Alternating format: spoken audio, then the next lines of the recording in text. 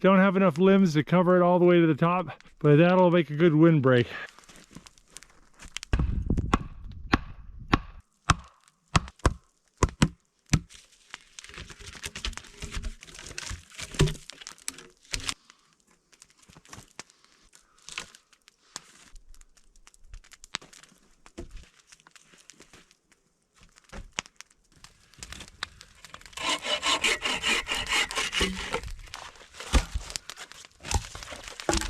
All this wood covered in ice and snow, we gotta prop it up against the heat reflector and dry it out.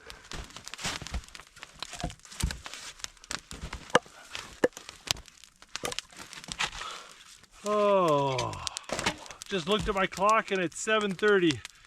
So just about 5 hours to cut down all these trees and build this shelter. I'm pretty proud of that. That's a lot of wood I cut. Shelter's obviously not as good as it could be, but it's good as it's gonna be tonight.